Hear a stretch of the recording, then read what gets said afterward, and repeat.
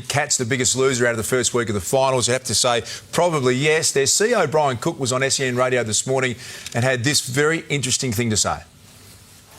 Probably time for a really good look at what we're doing. It's rather obvious that, you've got the possession type football and you've got the pressure type football.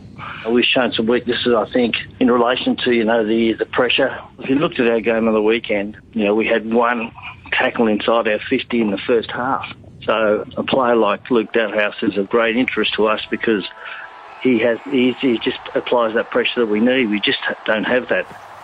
Been around a long time, Brian Cook, the CEO of the Cats. Brutally honest comment, wasn't it? In review mode already. What do we make of Geelong's performance, Doug? Yeah, look, I think their game style certainly has to be looked at. And if you looked at them earlier in the year, let's not forget their defence was a very different defence this year. You had young Henry, Blixarves, players that hadn't played a lot of footy together. And early on, they stood up quite well. But Brian makes a good point there. What they weren't good at was keeping the ball inside their half like other teams in the competition. And if you follow trends, then that's certainly the way the competition is playing now.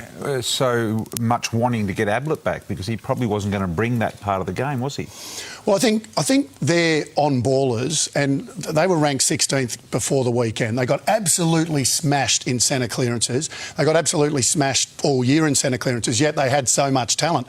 They are all football hunters, so they naturally are attracted to the footy. And if you've got everyone like a magnet going towards the footy, you've got to have other guys that are positioning themselves and play more as a unit in there. I thought they played really well as individuals, not so well as a unit inside the centre square, most certainly. You can't have results like that by playing as a unit. For me, it was their lead-in. I'd said all along 200-point wins leading into a bye, which we know now historically they don't perform well after a bye. They rocked up to the MCG and their mind and mentality early in that first quarter wasn't finals footy. Yeah. They were leaving contests early, their work rate wasn't up, and they came up against the Melbourne side that was absolutely ferocious and desperate. Did you think they were shocked by what Melbourne served on? Well, they shouldn't have been, but I just think that mentally they hadn't put themselves in the right frame of mind for a big elimination final because of the 100-point wins. They fell into the finals. Yeah. They literally fell 13 wins. Yep. They fell in because to take those 2 wins at home out of the equation, they win by a kick against Melbourne, who probably should have won that game. If they don't win that, they don't even make it. So for me, lucky to even get there. It was an intriguing interview on SEN because, as you quite rightly said, Das, Brian Cook's been around a long time, very rarely shoots from the hip, and he talked about in that interview a review of how they approached their list management. We know that they've targeted A-grade players and been very successful in getting them through the trade period over the club. We'll get to a couple more that they're targeting in a second, Das. But it's a very intriguing conversation around Geelong and where to next. And I think the question he asked very directly was, does our system stack up in finals? And since Chris Scott won a premiership in his first year, remarkable effort. Their finals record since then is 12 games, just 3 wins and 9 losses in that time. And I suppose beltings in those. And you're talking about a bit of a trend emerging. Yep. Perhaps. And one of those wins is Isaac Smith missing after the siren as well. So it's 2. It is interesting though, because Brian Cook talks about the current game and the way it's played, the Richmond style of play, the Melbourne style of play, and the Bulldogs from a year or 2 back as well. And he's saying we haven't got that sort of game at the moment. But by the time you get that list together, it could take you another 1, 2, 3 years. I think the game will have moved on. We probably will have found another way to play the game. So I wouldn't... They have got those guys, though. Narkle, Jermaine Jones, if they do want to bring that manic pressure in the forward line, which Richmond have made themselves for the last couple of years, they have got those guys there to bring up. Duck didn't answer the question, but maybe you will, Brownie. Gary Ablett comes into the side and he's not that... He brings class. He doesn't bring defensive... So he brings something else?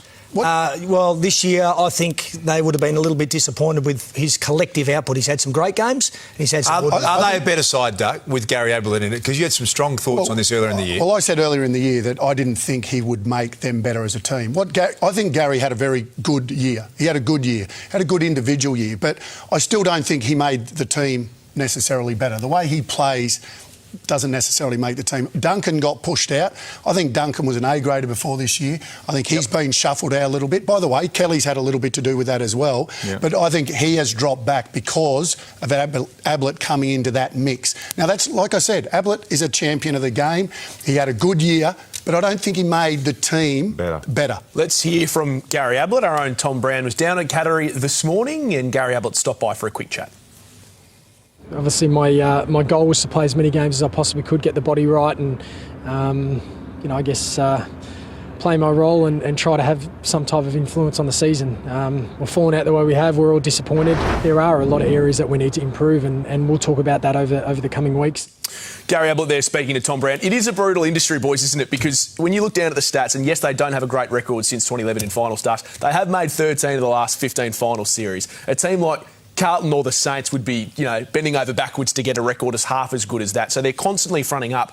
But their list management strategy now is the next thing that we're going to look at. We can tell you tonight that they've inquired about Jack Stephen, the contracted Saint, arguably the Saints' best player. He's about to be, you'd think if he wins this year, a 4-time best and fairest winner. We know that they're already going after Luke Dalhouse. They're going to find it a lot tougher getting Jack Stephen out of St Kilda. I think the answer will be a direct no from the Saints. But it does pose questions to us about their list management strategy, because it's been very good to you now. Clearly they're doubling down on topping up with players, if that is correct, and I've got no reason to believe that you're not 100% right, Sam. So you have to. They're that far down the path. They've got Selwood, they've got Dangerfield. These are once-in-a-generation players. You top up and you try and find another way. Yeah, I don't doubt their ability to improve this list. I think they're one club that has proven time and time again that they can build a list and they can pick players. I mean, Kelly's a great example. I mean, they've just pulled him out of the waffle. He's an absolute star. And they've done that. Stewart's another one. Time and time again, they've grabbed players. Yep. So I don't write them off in terms of being able to rebuild that and bounce back to the top of the 8 rather than the bottom. Brandon, there's a couple of key moments in the game that you wanted to highlight that you think were real turning points. Yeah, there's always big moments in finals, and I thought these two were typical of a Geelong side that didn't quite get it right on the weekend. Look at the stage of the game. They just kicked the last 2 goals. They worked really hard. Menzel gets that free kick for contact below the knees. Menegola decides to play on. Inside-out kick that hits the post. Critical error. And then here, Tom Hawkins, this was in the 3rd quarter.